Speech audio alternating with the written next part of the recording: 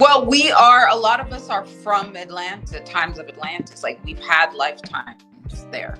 Okay. So it's automatically in us because if we weren't there, then our ancestry was definitely there. And it was the last fall in human consciousness. So to get back that genetic information, we have to learn those karmic lessons and heal that trauma, kind of do a big cleanup campaign, so it's us. Like we are Atlantis, if you even look at the lifestyles that we're living now, there's a lot of similarities, and we're going to keep going in that karmic loop until we learn those lessons. Even then, and I don't take it so seriously. And then I'll be like, oh wait, Heather, that was a channel. Like you got that random thought, and that was, so I it's not like, I don't know if you remember that show, That's So Raven, back in the day. Yeah, like no, it's not like that. It's just very like random, like suggestions that are just like thoughts, or I'll think of something. I wonder something. And then I'll get the email from that person, or, so it's like that. So I kind of never really call them channelings or downloads, but I'm starting to just be like, you know what? I just do it differently. Maybe it doesn't happen as dramatically as like it's portrayed, or maybe it happens with other people. So I get a mixture in dreams, sometimes like I'll get a dream, and it'll be telling me something to like pay attention to in my waking hours. I like to go on lots of walks and spend a lot of time with nature. And yeah, sometimes I'll just encounter a particular plant. There's this plant identification app that I have called Picture This, I got it around the pandemic, and it just helped me to connect more with like the herbal kingdom. So I'll know, I'll look around, like, what plants am I around? What do they represent? And then that'll give me a message, that kind of stuff. If I see a certain animal, like that's a message, so I really do see life, whatever's in my reality. I see it as a message, so yeah, I would say I channel. It's just not, it's like very matter of fact, I feel.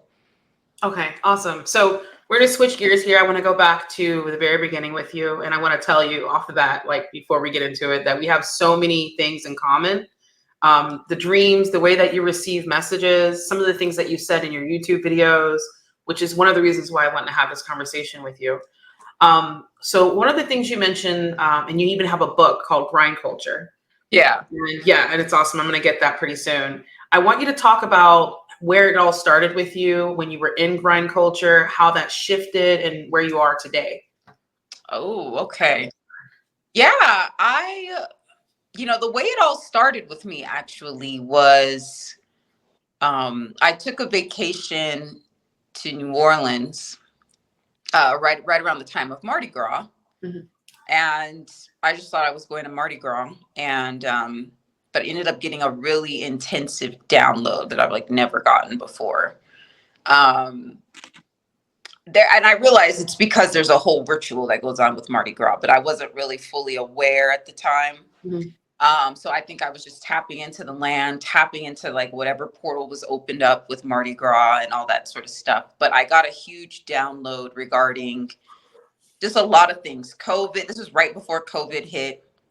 But I just got like so much channeled information in one sitting, and it was kind of a lot for me. I had to call a friend, and luckily the friend I called she's a death doula. So I really felt like I was in between worlds. Like I felt like I was dying, like, and so she was able to call me back, so I was very lucky that she was the friend that I got in contact with. But I just got all this information, and I just knew, okay, Heather, you need to make so many shifts for the times that are coming, and I kept, right before then I was I co-founded an organization called Black Healers Connect. And we had just done an event right before I went to Mardi Gras it was called Rest as Ritual. And it was just this event for Black people to rest. We did a sound bath and a collective rest ceremony. And I got a lot of information in my download from that. So I think I opened up a portal there and then went to Mardi Gras. And then it was just like, it was a lot. But I didn't know. I mean, I was like spiritual. I liked crystals and stuff, but I was not really in my awakened state. I was just getting there. I just was tired a lot and needed time to rest, And, I was a new mom and I was working a lot. Like I was kind of like in the corporate field and being an overgiver, and a lot of codependency. And I knew that I needed to make a shift, but didn't quite know how. So anyway, did that event, which was a really big hit, and then went to Mardi Gras, and then had that download, and then a few weeks later, COVID. It was just kind of setting itself up. Mm-hmm. And I think it was like my ancestors coming through. But yeah, the download I got was that, we need to step into a consciousness of love. And it was coming, I was seeing it come from under the ground. It was like coming up from under the ground. Like there was like a tree with roots. And, I started researching the world tree and I was like, oh my God, I saw that. And, all this sort of stuff. And I saw like an emergence of the divine feminine. I saw the mechanical lifestyle that we were in. Like I literally saw like the machinery that we were attached to, and it would freak me out. I was like, whoa, yeah. But I made certain steps. I started, I was trying to figure out how to quit the job I was in. I didn't realize at the time, but I was like kind of in a weird work cult. But I didn't know how I would quit because I was like, I don't want to go into the office anymore. I don't want to but I don't know how. I literally didn't know how I was going to quit my job. But then, I was like, I really want to work from home. And then sure enough, COVID happened and I was able to work from home. And then, I was able to see through things in the organization and the way that it was run that I wouldn't have been able to see if I was like still going into the office. I think that happened with a lot of people. And and then I don't know. I started teaching about grind culture because a big part of my download was around like, we need to shift how we organize our lives, and it starts with this mechanical way. And, so I started writing about grind culture, started doing online events related to it, collective rest ceremonies. And then did like an online retreat. And this was kind of around the time when, a lot of white organizations, I think, were realized because, George Floyd, that sort of thing happened around that time. So there was this whole thing of like, okay, like everybody kind of like shifted consciousness for a second. And and then I, got a random email, saying like, hey, do you have a book out or are you writing a book? It was so weird because I was writing a book, but I was like, I wasn't in the space to, send it to people, but I got this email and I was like, well, I actually do have a book that I'm working on. So they were like, okay, send us your manuscript. And, the rest was history. And then I actually wrote that book, The Grind Culture Detox, as I was stepping out of my full-time job. And, I just kind of went straight into coaching, wellness work. And then everything like that opened a portal, and then I ended up getting a divorce like that. The Grind Culture Detox meant so much more than just getting out of, a toxic work environment. It meant like anything in my life that was out of alignment with my awakening journey needed to go, and it started with the job, but then it goes into the relationships, the friendships. I mean, everything, eating patterns, a whole bunch of stuff. So, it kind of like in a way ruined my life in a way, I got a lot of like, not great responses from people. It's like people, I don't know, it just triggers a lot of people, the content, I think, because it requires so much change, and if you're just not ready, then it's kind of like, get out of my face with this, this is just the way life is. So, and I came to that tension with, my husband at the time. And, so anyways, I just had to, I ended up taking some time to do a sabbatical, which was actually amazing. And I was kind of forced to do it. The universe constructed itself in a way to say like, no, you're going to take time off and you're going to do lots of shadow work. and lots of deprogramming. And I was really against it at first because I was still immersed in this idea of like, you know, after I quit my job, I was like doing this whole entrepreneurship thing. And, you know, what do they call it? The boss babe or something. I don't know. Girl boss or whatever. Yeah, girl boss. And so I was like trying to do the whole girl boss thing, and you know, but the divorce made me have to like stop everything, you know, because then it's like we're doing child custody, we're just doing, you know, so many shifts are happening, and I just literally needed to take care of myself. And so, you know, that's the next part of the grind culture detox. It's like you get out of the toxic work environment, but then you also sometimes you literally just need to like go on sabbatical, and that sounds radical, but I found a way to do it. It's not, I didn't feel like I was economically able to, but then the way just happened. And, you know, now I'm back from sabbatical, but I'm still kind of embracing that lifestyle. I don't know. Like, I think it helped me to shift my mindset. So I work, but it's from such a place of flow. And yeah, I don't know. I'm just in aligning with, you know, the crystalline grid, this, just like the earth's grids, you know, and just being in really big communication that way. And I've just noticed as I've been doing that, things just line up when they're supposed to line up. And that was one thing when I was going to leave and get a divorce. I had this dream, you know, I was like really scared because I'm like, you know, a lot of things about marriage is your resources are so tied together. And, you know, it's like, I don't know if I can afford to get a divorce. And, you know, and then I had this dream about these spider webs right outside my door, these beautiful spider webs. You know, sometimes spider webs look scary and stuff, but these were like beautiful with like dew on them and super like intricate. And I had this dream, and it was just like that sign because I had prayed, because I had heard that, you know, spiders are from the first dimension and that they're manifestors, and that if you need to manifest something, then, you know, connect with the spiders. And I was kind of like desperate. I was like, hey, spiders, like, I need to figure out how to do this. And I had that dream, and then things just lined up. And, you know, I still do that. Like if I'm really in a, you know, if I'm in a jam, I'll connect with the spiders because, you know, this idea of them constructing a web outside of, you know, the web that we're enmeshed in.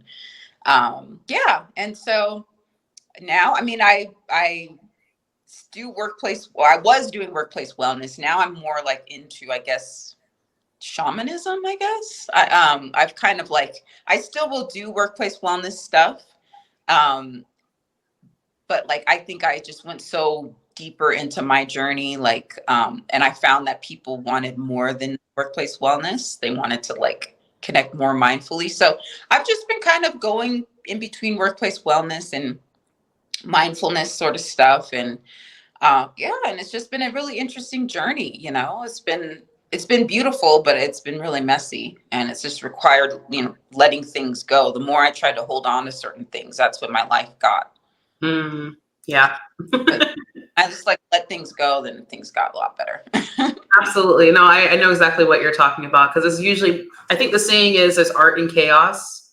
Something similar like that. So that is the truth. And when you mentioned about working in a toxic workplace and then being ultimately like left with no choice but to leave, literally, you know, you had no choice but to work from home. And that's when everything kind of started showing itself to you. I think a lot of people can relate to that, including myself, you know. And what I love about the journey is you get put in these situations, and it's kind of like, if you ignore the messages, if you ignore the path that you're supposed to be on, then no matter what, it's going to show you, you know, universe is going to show you no other choice at some point. Right. And you can either take that and say, oh my God, my life is ruined, you know, everything's falling, you know, mountains are falling on me and things like that. When in reality, you know, you're just being shown, hey, this is the path, just in case you didn't know, now you have no choice. So, you know, the road is clear. But personally, I worked in the tech industry, and I'm sure that you know how competitive that can be, especially as a woman, especially as a Black woman. Yeah. And that was purely out of fear of financial instability. I was like, if I become homeless again, like when my family, when I was young, when I was a lot younger, when I was like 12 or 13 years old. Like, I don't know what I would do, so I'm going to do everything in my power to make sure that that doesn't happen. And my ego was like, you need to become a CEO of this tech company. Right. So I worked my way up. And as soon as I got the job that I wanted, like I would say a month later, I was like, this is really boring. I don't like how I feel every time I clock in every day. I'm working from home. That's great. It's great to tell people that I do that, but does it actually feel good? Do I feel good doing this job? And then I remember calling my mom and I was just like, Mom, and I was so nervous because she was with me along the way. You know, she knew how hard I worked. And I was so embarrassed to call her and say, I don't want this job anymore. Yeah. And, you know, of course she rolled her eyes. She's like, oh my God, Tanisha, just stick it out, blah, blah, blah. So anyways, long story short, the universe made a way for me to leave. I left, and right now I'm working in something that I'm passionate about, but I'm also feeling like it's time for me to leave that as well. And I think there's something to say about sometimes when we have this big shift, we think that that's it and that nothing else is going to happen afterwards, but it literally is a journey. Oh, So yeah. exactly. So I want to talk about that. Since that major shift in your life, and now you're an author, you're a teacher, you are doing readings for people, you're dedicating your time, your energy to helping others. Has there been another moment where you thought that you had it figured out and then the universe just is like, ha, just kidding, you know, you actually have to figure this part out? Oh yeah, I stopped, I'm somebody who always had like the 5-year plan and all that kind of stuff. Yeah. But I've just not been able to I've just not been able to do that, and I just kind of plan things by the quarter now, and I just focus on, like, I know that there's this larger, I think my biggest focus right now is activating my DNA. And that just requires so much karma healing and so much, what I'm referring to as genetic path cutting, and like going into my Akashic records and rectifying a lot of stuff. Like, I just need so much time for that, and to do like extensive shadow work. Like, and then also, they don't really talk about how, like, when you're ascending, like, your body is changing too, and then we have the rays coming in from the great central sun, which is a lot of the reasons why we're going to have to shift how we do things, because there's this magnetism coming on the earth. And so you're going to find more and more people just getting too tired to do the regular schedule, and just needing more rest, needing to sleep. Like you're saying too, like, I'm tired, like, this is just going to be a thing where it's just like, sometimes you're just going to need to take the nap in the middle of the day, and like the to-do list is just going to have to be done some other day, like, we just need to invite more flexibility. And so it's like, I am embracing non-linear living, but I still have goals. Like, I have big goals, ascending or activating my DNA, especially the bloodline I come from. Like, that's a big deal, and clearing karma, especially just being a really this person who's had a lot of experiences on the earth, and just there's a lot of trauma in my bloodline and DNA. Like, I just see, like, once, and I've been noticing as I'm focusing more on the internal, the external just gets easier, because I just felt like there was always this push pull with me. When I was trying to like climb the corporate ladder, I always had to like sacrifice my well-being to do it, or sacrifice a lot of things, and now I think I'm centering my well-being, and then, the life is appearing the way it needs to. And so, I just kind of let go. I have these general things that I know that I'll call into my life, but I have to let go of the rigid timelines. I need to make sure I'm ready, that I've done a certain amount of ego training, just because there's a certain level of leadership that's required for what we're moving into. And so it just requires more, it requires to clear out a lot more. And so it's like, I want to do things when I'm ready, and I was trying to push it with a linear timeline, and it's like, oh no, this is a multi-year process. You need to like chill, so yeah, I'm just kind of let it go. And so I'm just kind of planning by the quarter at this point, and I'm reaching my goals. It's just, I'm also being more gentler with myself, with my goals, and also working with my higher self around like, okay, how much work can I really handle? Like, do I want to be booked and busy? Like, is that really what I want? Is that really what's required of me right now? But also knowing like I'm always cared for, like things always, things are always aligned exactly when, and sometimes it does happen exactly when I need it. So that's kind of annoying, you'll get what you need exactly when you need it. And so it's like the whole 5-year plan and the savings for 5 years and stuff that hasn't been my reality. But, I've been, things have been really cool. I've been able to have some cool experiences once I've let go. But I have that same experience too that you were mentioning. Like I have been housing insecure as a young teenager and stuff like that, and as a young child. So I had a lot of trauma around poverty and lack. And that's a lot, those programs I found were past life programs and ancestral programs. And I'm still hacking through that now. But yeah, so I totally get it of like not wanting to let go of the security because like you don't want to go back into the lack, those trauma stories. So yeah, that's a real thing. It is, absolutely. You mentioned a couple of things that I wanted to talk about today, and that was path. I'm sorry, what was it? Genetic path cutting. Path cutting. Yes, that's it. I knew I was going to forget. So genetic path cutting, you mentioned the Grand Central Sun. I wrote it down. Great Central Sun. Mm-hmm. And also one more thing that I can't remember at the moment. But going back to the genetic path cutting, I know that sounds very similar to epigenetics. Yeah. Okay, cool. Yeah, so I have a very surface level understanding. Can you break it down right now? Is that something that you're able to do?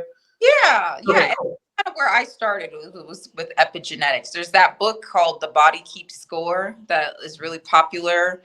Okay. It's like Bessel van der Kolk, I think. And back in the day, I used to teach early childhood development. So like I knew I was supposed to like switch up my ancestry, but at first I was doing this in more of a kind of academic sort of way. So I studied child development and, did all the professor stuff or whatever. So epigenetics is this, concept of, your trauma stored in your DNA, and it gives instruction sets for how your life is going to go.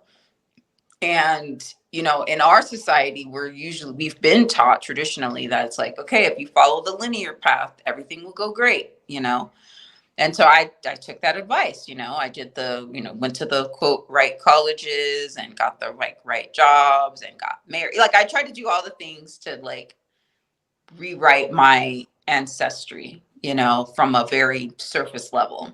But I found that a lot of the trauma patterns were still showing up in my family, even though I was like trying to strive. And a lot of that's just because certain things were there were certain instruction sets in my DNA. So epigenetics is basically talking about how trauma is stored on top of your DNA. But if you're thinking about DNA activation and genetic path cutting, then somehow, some way, you're transmuting that trauma. And when you transmute that trauma, because it's like the trauma sits on top of your DNA. It's like, I don't know, like a sink. I just imagine like a sink being clogged, right? And it's like the sink can't really work properly or to its full potential. But it's like once you unclog it, you're able to like get a working sink. And it's kind of the same thing with our DNA. Like we've just had so much trauma, and trauma has been normalized in our society. And, the false matrix has thrived upon trauma, has thrived upon us being out of our power, being scared, being fearful. And that has kept this self-perpetuating cycle of us staying small, and that's how the mechanization of our society has come about too, so, genetic path cutting that's why I refer to this website called Aligning with Earth, which, anybody who's interested in activating their DNA should check it out. there's a lot of misinformation around this process, and a lot of that is done on purpose, to kind of keep us in this smoke and mirrors. But when we think about ascension, a lot of times we talk about it from a consciousness way, like, okay, we need to meditate and all that stuff. But it's like, no, our bodies are changing, like our skeletal structures are changing. Like, people who had more DNA capacity back in the day were bigger, literally taller, bigger, like a crystalline template. A lot of times we're taught, oh, be skinny, be thin. And it's actually like that's not an activated DNA template, actually. You're going to gain weight as you ascend, which is funny because yeah. If you think about like the Polynesians and the Aboriginals, like they have a strong build, and they've actually maintained a lot more of the crystalline DNA template than a lot of folks in Western society. So there's just so much deprogramming that we have to go through, and like a lot of times the trauma is stored in certain parts of our organs. So we need to get to what we need to find out. Okay, what's the source of the trauma? Where is it stored in our body? And then we need to start setting the intention to transmute that. And a lot of the trauma is held by karmic patterns. And there's just been a lot done, a lot of manipulation with karma. First of all, we're not taught about karma. We are, yeah. And then like there's a lot of information coming out in the new age movement that's like, oh, we're past karma. The earth is ascending, so we don't need karma anymore. And it's like, yeah, like the earth is ascending and we're going to let go of karma. That's true, but we have to settle the debt. It's kind of like you go to a restaurant and you eat, and it's like, oh, actually money is not really going to be a thing anymore, so we don't have to pay for it's like, well, it takes, it's like, actually you do kind of have to settle some stuff. So it's that same concept, but there's been a lot of karmic transference, a lot of, like, if you think about a lot of certain nations that have been able to maintain wealth, if you think about certain corporations that have just been able to be everywhere and people buy all their stuff, there's a karmic thing that's related to a lot of that stuff.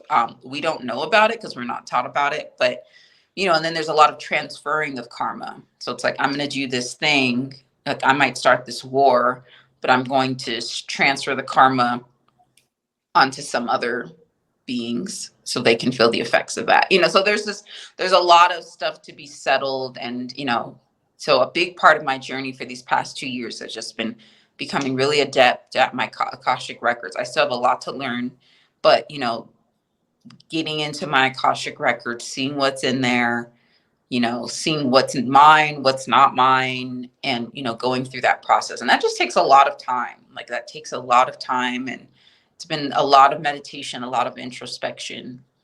So that's one thing about being a genetic path cutter, is like, you might come from a really traumatized family and you might not be able to talk to your family, but you might still have this responsibility to your family in a way. If you want to like evolve, you still got to settle your family's debt, because that's your debt. A lot of times we want to, if we get really traumatized by our family, we want to like break away from them and be like, okay, well, I'm going to do my own thing. And it's like, you still have the DNA to take care of, I had to learn too. So I don't really talk to my family so much, but I'm in deep communication with my ancestors.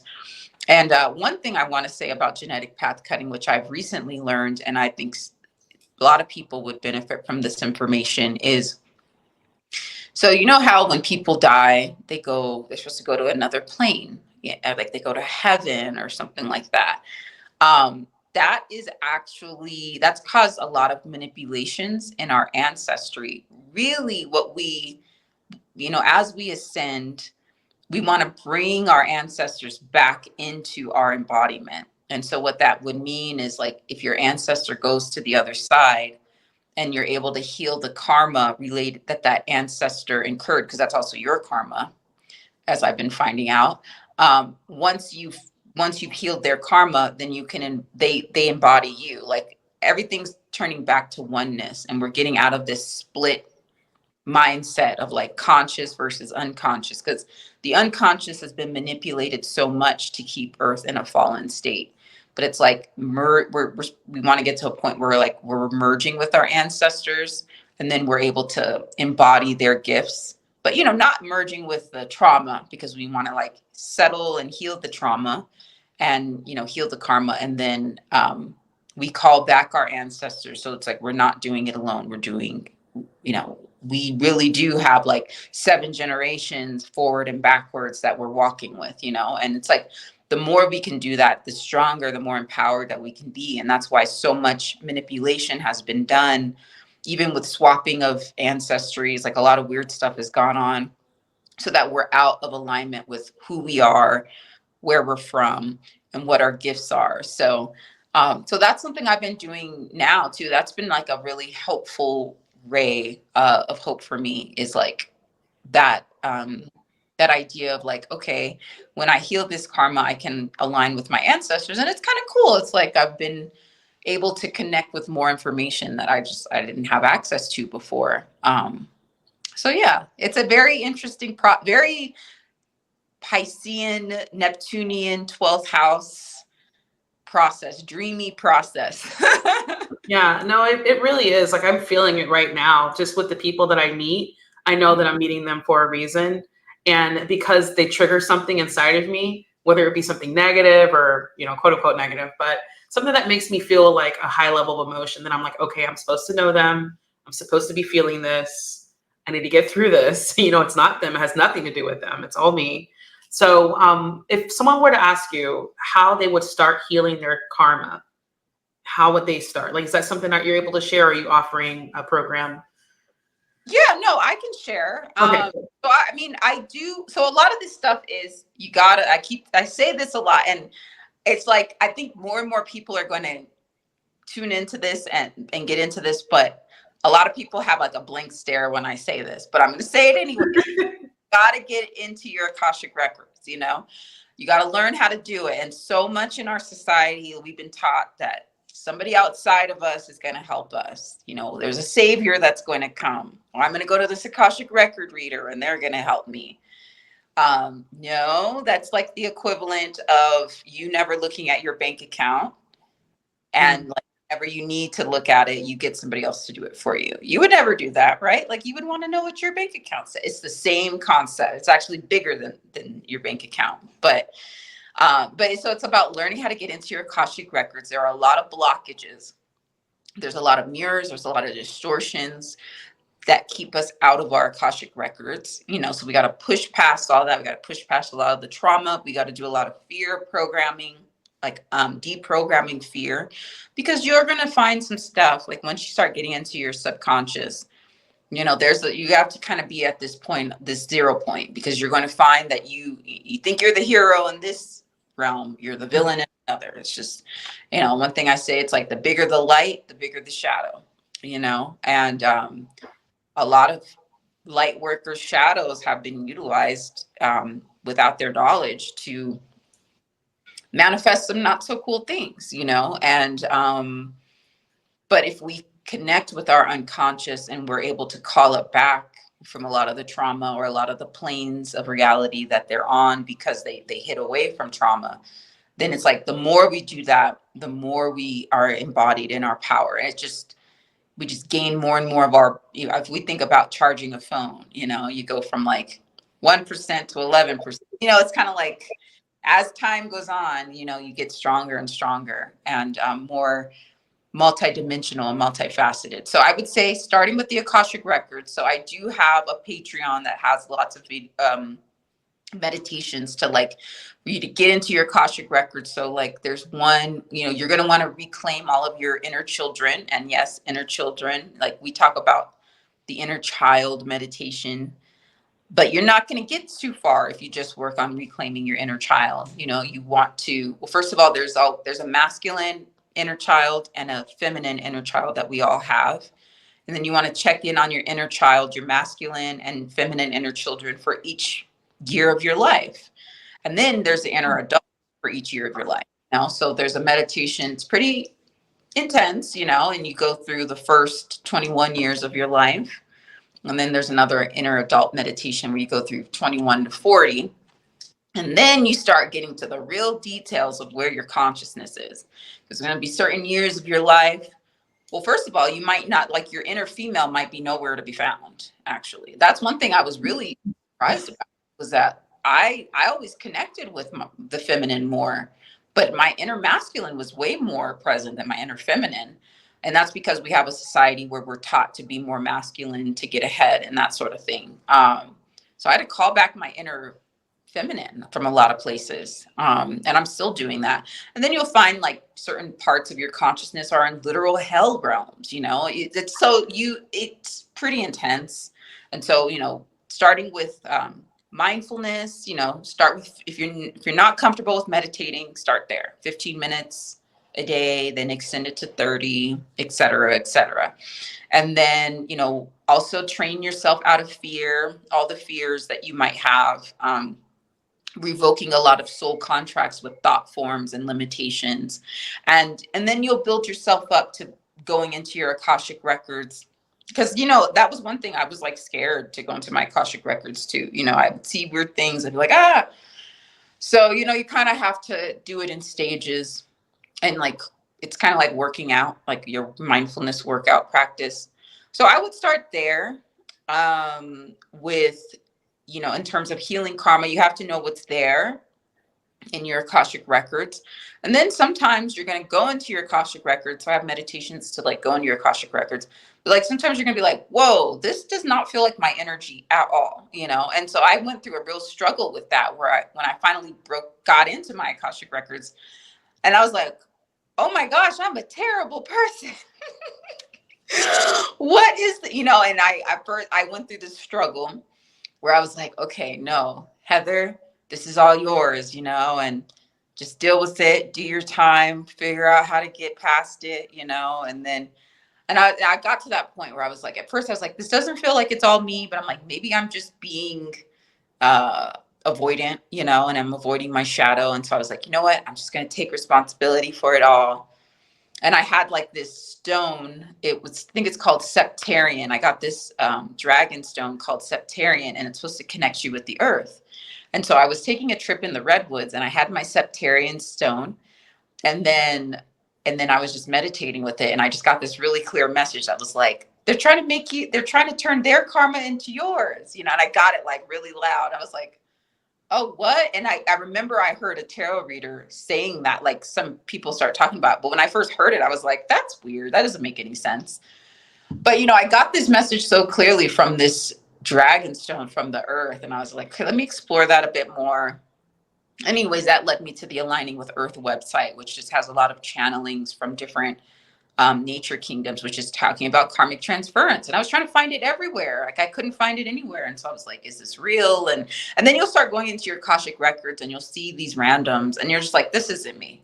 Like this just like, it's like a lawless sort of thing. So you got to like kind of create order. And, there's a lot of, unfortunately, Earth has been treated like a dumping ground. It's like the concept of you have the gated community and then you have the ghetto in the US. Same concept, it's like some beings think that they need to put their trash somewhere so that they can have a good life, and it's that same, just think about it on a really large scale. And that's kind of where we're at. And so a lot of us who are genetic path cutters are also like getting to the root of that. And there's also a lot of karma that is yours, and then you might have ancestry that did that deferred karma onto another people. And and it could have happened through rape or incest, but it's still your ancestry, so it's manifesting in your reality. So it's like also atoning for that, but then once you clear that karma, then you can like start sending that back, and kind of clearing your path. So it's a lot. I would also just say, like, find a way to take a sabbatical. There's this whole movement going on around, especially like for Black women taking career breaks and stuff. There's a really good YouTuber by the name of Stephanie Perry. She's like shows you how to like take a career break if you feel like you're not able to. Because this is a lot. A lot of the work I did a lot of work when I was on sabbatical, but it was so inner. And I couldn't show people and be like, look at all the work I did. But I was, I had to sift through a lot of records. And, it just takes time, and you don't want the pressures of, oh my gosh, I have to, go to work at this time or this. So just finding time to like bow out of the whole grind culture dynamic is the first step.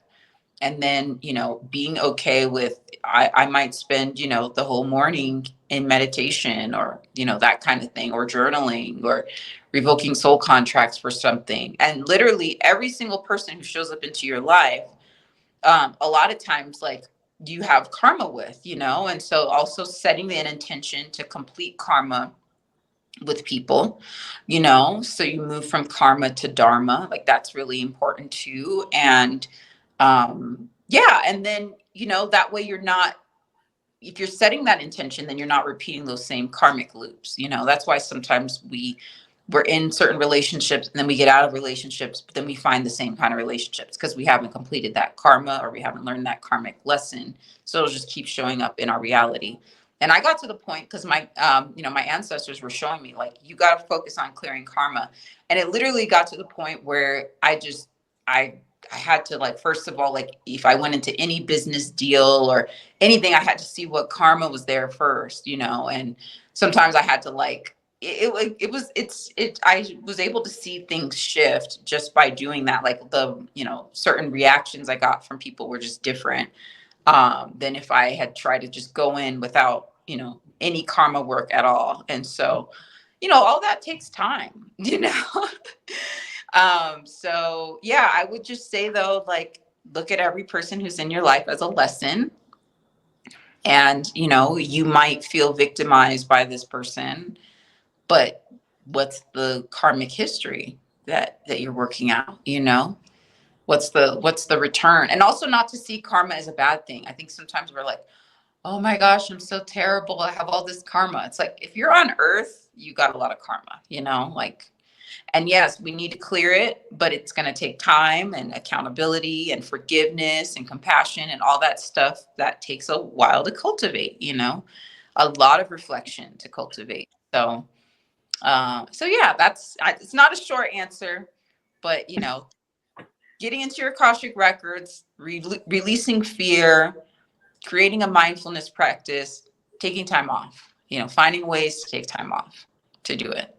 Perfect. Thank you for doing that at the end there, for sure. So, there's two things that I want to bring up that's part of karma. First of all, when you first said karma, the first thing I thought of was Atlantis. Mm-hmm. And that brings me to my first video, or the first video that I saw of you, where you spoke about that. Now, my only, I would say the only connection I have when it comes to learning about Atlantis and its history was from Sarah Brexman Cosme's book. So she's a, what's it called? Past life regression hypnotherapist. Ooh, okay. Yeah, it's amazing. So she's written these 3 books, and she's been able to regress people to their lives while they were in Atlantis or Lemuria. Really interesting. And she tells a story, which is very similar to the story that you told as well when you were channeling, about there was this, argument over a crystal or some sort of stone, I don't remember, from, Lemuria and Atlantis. And then, they basically destroyed each other and themselves.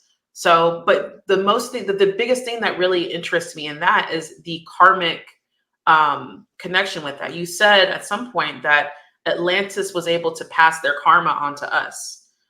Yeah.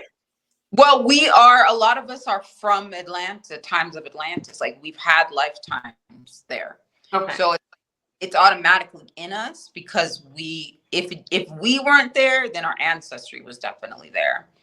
And it was the last fall in human consciousness. So to get back that genetic information, we have to learn those karmic lessons and heal that trauma, kind of do a big cleanup campaign, so it's us. Like, we are Atlantis, if you even look at the lifestyles that we're living now, there's a lot of similarities, and we're going to keep going in that karmic loop until we learn those lessons. Even, like, if you're noticing those fires in Hawaii, that happened, and, some people are saying that there's foul play and they really wanted to just get at the land and all that kind of stuff. Like, that's something that's really similar to the story of Atlantis and Lemuria. Like, you're just kind of seeing these loops play out.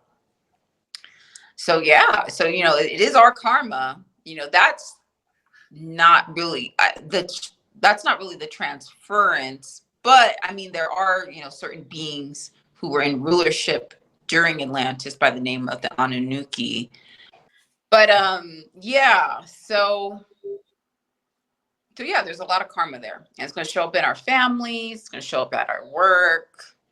um it's going to show up in our, like, the way we harvest food or access food and all that kind of stuff. That was a big thing, Atlantis and Lemuria. A lot of that was like kind of haunting me in a lot of ways, and it was just showing up a lot, just in a lot of places, the karma that still needed to be healed. So I just think, once we start seeing it as like a karmic lesson and we each take our responsibility to clear it, then I think it'll support us. So let's talk about how karma shows up in some people's lives. I know it can become a health issue at some point. And in one of your videos, you mentioned that our health problems are first spiritual and then they're physical. Mm-hmm. It could also show up in our dreams, signs that there's some karma that needs to be released. Mm-hmm. Particularly for me, it's both. Okay. More specifically, and this is I think the reason why I'm interested in Atlantis so much and Lemuria is because I have a lot of dreams where I'm being pulled into deep, dark water. And when I'm able to actually have a lucid dream and I allow myself to be submerged, it's usually because there's some sort of portal underneath the water. And Interesting. I haven't gotten to the other side yet, though. I'm still working on it, but at least I know there's something in the water and it's not just a nightmare. On top of that, I have a womb healing issue that I'm dealing with right now that is not connected to anything that is physical. It's more spiritual. I know at this point, doctors aren't able to tell me what it is. No one's able to tell me. So I obviously the only thing I have left is to consider that, hey, there's obviously some sort of karmic healing that I need to do, especially because just like you, I do have, I would say, trauma in my family, trauma in my friends, my closest friends. A lot of people that I know have dealt with, unfortunately, sexual trauma. And I'm in this life for a reason. I'm connected to them for a reason. So maybe there's something there that I have to unpack. Mm-hmm. Mm-hmm. Well, yeah, I find that you can access your Akashic records through your womb. So a lot of times they tell us to go to our third eye. But when things started really opening up, it was through the womb clearing. So there's there's a womb healing meditation that I have that is like really helps you to, you can access, because the womb is a portal in itself, and it's kind of like, that's why so much has been done as it relates to like sexual trauma with people. People have been, sexual trauma is so common. It's like we don't like to talk about it and all that kind of stuff, but it's very common. It's like it's a big energy harvesting tool.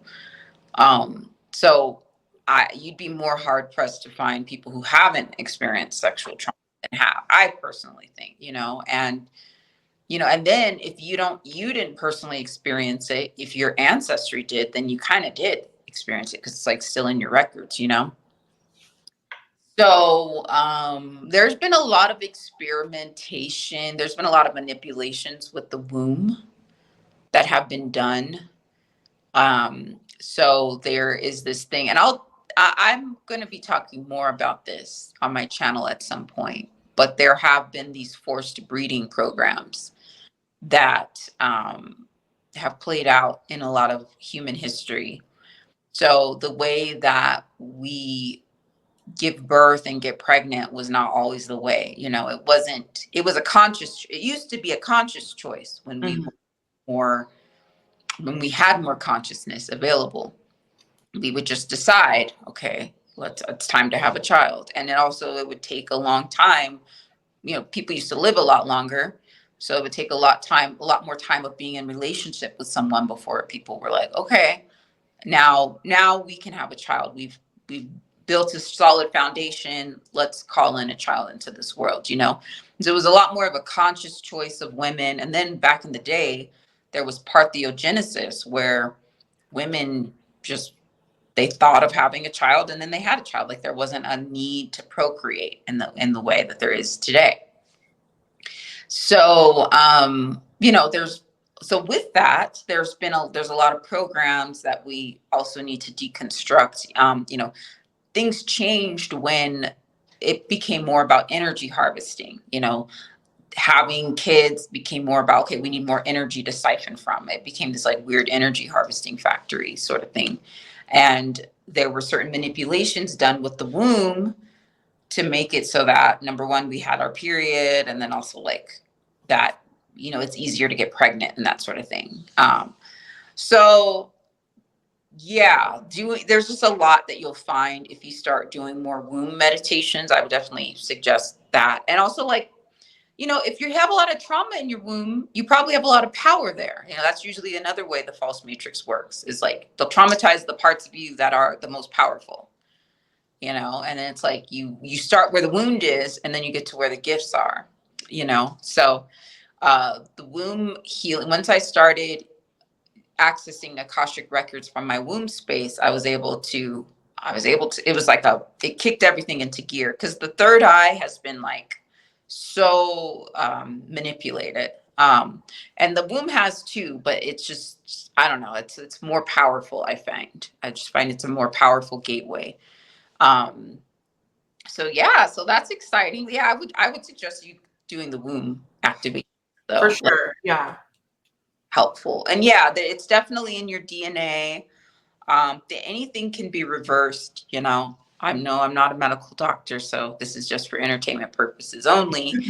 But yeah, there's, you get to the karmic cause, and you start healing that, you start healing your ancestry.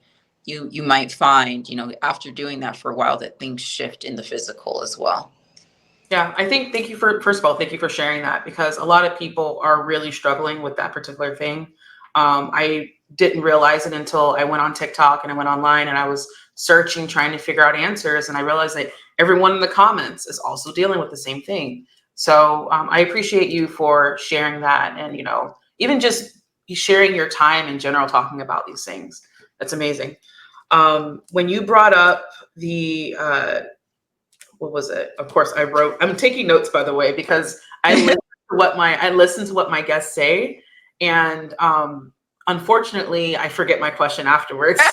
And of course, I literally wrote over the note itself because I wasn't looking. So when you mentioned energy harvesting, and then you brought up the Anunnaki at the same time. So what I love about what you said about the Anunnaki is that they basically, even today, have kind of like, what's the word I'm looking for? They've immersed into our society so much that they're the ones that are kind of pulling the strings in the back end. And where does energy harvesting come in that? Because I feel like when you said that, I was immediately thinking human trafficking. And I was thinking, a lot of the dark things that we're seeing that are happening in the world, that we're learning about Hollywood and everywhere else. So yeah. How does that connect exactly? Well, the Anunnaki, they were a vampiric species. Like that was the way they sustained themselves, was through vampirism. So they were only able to, but I will say they were only able to land on our planet or access our planet because our planet fell in a certain state of consciousness. So a long time ago, we were in alignment with the great central sun, and we were in alignment with more magnetism. But there were many falls in consciousness before the Anunnaki even got to Earth. So also, I'm also realizing, like, we can't blame everything on the Anunnaki. It goes way deeper than that. It's like way deeper than that. But one thing is, when the fall in consciousness in humanity started happening, we became more aligned with electrical energy flow as opposed to the magnetism. And this electrical energy flow does have a way of like harvesting energy. Like, just think about it. If you're like working on your computer all day, as opposed to like being out in fresh air. How are you going to feel at the end of the day, one versus the other? So just kind of think about that in an atmospheric kind of way. um but the Anunnaki, they're very electrical. That's just how they're set up. And so it was because Earth fell into a certain level of consciousness and fell into a certain level of electrical frequency that the Anunnaki was even able to be a match to meet, enter our solar system and enter Earth and all that sort of stuff. But yeah, they came here to mine gold. They needed gold. They didn't have gold on their planet. And it was very much about a resource. It was very much a colonization kind of thing, like how we see colonizing happen on the planet today. It was just like on a more larger planetary scale with the Anunnaki. And, they came here to use the Earth's resources. And there was a small group of them. I think there was about either 12 or 16 of them who came. So it wasn't a large group of people, but I mean, they weren't gods like they like to, they like to say that they're gods, but at one point humanity was higher in consciousness than they were. They did this whole God program because they needed it for their egos. That whole narcissistic programming thing stemmed a lot from them. So they kind of needed humanity to worship them. Like they needed that. And then they called, they were very much based upon blood and like blood sacrifice. They called it the elixir of the gods. And so wherever you can see blood sacrifice happening in, if you look in like ancient civilizations, there's, you can probably find something related to the Anunnaki there, even if they're not in the forefront. If you peek beneath the surface, then you can kind of see it. Yeah, so there's definitely a lot of karma that we have. The unfortunate thing is like, the Anunnaki made a slave race to basically fight their wars, or very like bloodthirsty. They would fight each other, like Inanna and Marduk. They would go at it and fight wars, and they would like use humans to fight their wars. And this is kind of like how we see things like with these big nations fighting, going to war with each other. And a lot of times the people who are actually doing the fighting are the most disenfranchised. It kind of comes from that concept. And that's also in our ancestry, and the Anunnaki did a lot to manipulate the human DNA because they didn't want us to wake up. They wanted us to be enslaved. So a lot of us just have slavery karma to move through. And, this is showing up even in our workplaces. Sometimes people are feeling enslaved by money or enslaved by their job, or, and then it gets a lot bigger too. It gets into like human trafficking as well, and we're seeing all this stuff coming out with, Hollywood, and like how they treat child stars, and, what really goes on beneath the surface in these like power circles. This is all like Anunnaki stuff coming, So it's it's a lot to process. This is another reason why, it's important to take time to yourself as you go through these things, because it is you're processing through a lot of deep, dark stuff, yeah, and it's hard to do that on a strict schedule, so that's why we've been kept on such a strict schedule. So we don't do. Absolutely. That's interesting that you said that. I really do feel like the Anunnaki were the reason why Atlantis were so cruel to their own people. They kind of just started that tradition or that legacy of just being controlling and just all around nasty civilization. But I've heard some interesting stories about that, especially with Lemuria, and how, and this is bringing back Sarah Brexman Cosme's books. Apparently there was a princess that was able to take the crystal that Atlantis wanted. She held it for herself until she decided to blow herself up in Atlantis, so that in a way so that the explosion was so large that it collapsed upon itself, and the water surrounding it basically like flooded everything. So I've heard like maybe 4 different stories of how Atlantis actually fell, but I want to hear your version. How did Atlantis fall? I think it happened gradually. Um, but I think there was just like a lot of nuclear war. So I guess maybe we might have called it like a world war or something, like sort of situation. But I also, from what I hear, Earth also supported with it falling because she needed things to get back to homeostasis. So I think that's another thing. Like we think about the Earth as being this object sometimes, or just this inanimate object, but it's like Earth has a consciousness. And, if it gets to the point where enough is enough, things happen, shift, tectonic plates shift. We started off with one continent, Pangea, now we're at 7. How did that happen? So I think things just got so toxic that there was also some, help from Earth with the sinking of Atlantis. That's how I see it. But I think it was just a gradual period of continuous infighting, continuous nuclear war, then just a lot of poverty, strife. But the people who, there were people who survived it. The people who were like, you know what, all this stuff is for the birds. Let's go start our own stuff over here. Let's go back to nature. Those folks survived, but the people like in the big cities or the ones doing the major fighting, like didn't reach the a very, they passed away, they perished. And I think that we're going to see something really similar happen in these times. Like it's the folks who do things business as usual that won't, maybe won't make it. And that's not a bad thing, it's not like, oh, it's end in general, but the Earth is going in a certain direction right now. And it's like, we can meet her or not, but if we don't, then things happen, so Absolutely. Yeah. And I'm happy that you said that, because it actually brings me to my last question, and then I'll let you go.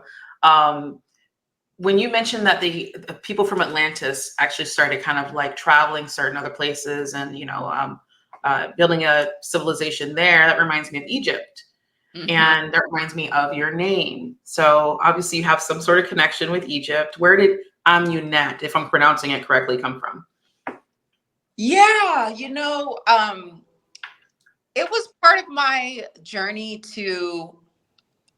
I knew that I was supposed to return back to connecting with source, or seeing myself as God, goddess in form. And this isn't like a way to be like, I'm better than everyone. Like we all are going to get to this point of connecting back with our God, goddess selves, And I wanted to have a name where I could just, it just became a part of my subconscious that I'm like, okay, Heather, you're God, goddess in form. Just remember, whenever you're thinking that, you're stuck or, something else, like it's just the subconscious thing. And so I did a lot to like research names. I knew I wanted net in it. Like I knew I wanted it to represent a grid of some kind because, and I guess this was my way of like connecting with the crystalline grid, but Amunet is a very old goddess. You're not going to find a lot about her.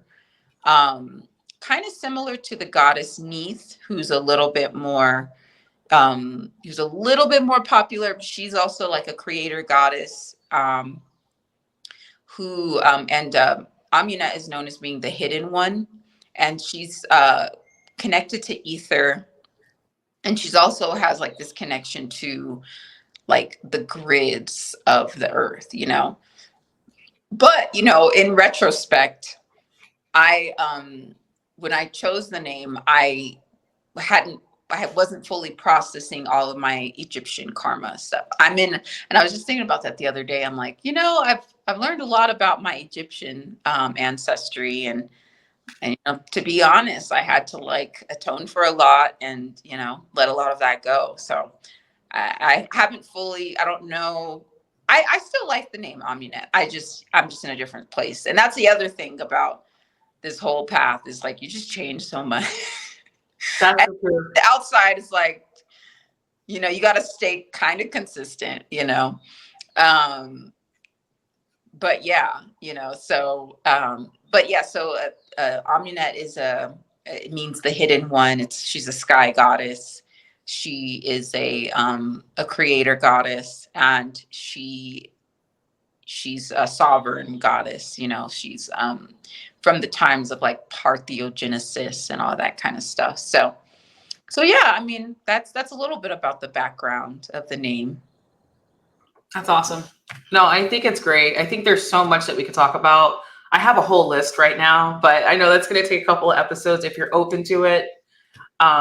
I want you to, if you don't mind, kind of just tell people where to find you, and anything else that you like to add that people might need to know. Mm-hmm. Or is open for you. You can find me easiest place. Just go to YouTube at the Goddess Keys, and I have downloads there. I have some meditations, subliminals, etc. And if you want, you can also follow me on Instagram, Heather Amunet Archer, all one word, or TikTok, Heather.amunet.archer. I try to get it all one word, but some person who's trying to impersonate me got it first. So anyway, I know. That's so annoying. I know. So that's why it's a little different. But yeah, and also HeatherAmunetArcher.com too. So yeah. Yeah. You know, you're getting big and popular online when someone impersonates you. So congratulations. It's not, I thought it would be, you know, at first you think that, and then it's just like, oh my gosh. It's getting old. I get it. Yeah. No, I just want to say thank you again so much for taking time out of your day to meet with me. I know we started off with me getting confused with your time zone, but you still met with me. I really do appreciate that. And thank you. Thank you. Now I want to just say, anyone listening to this, everything that you just mentioned will also be in a description. Any other information I can think of will be in a description of this video. And I want to say thank you all for watching, and stay tuned for the next episode.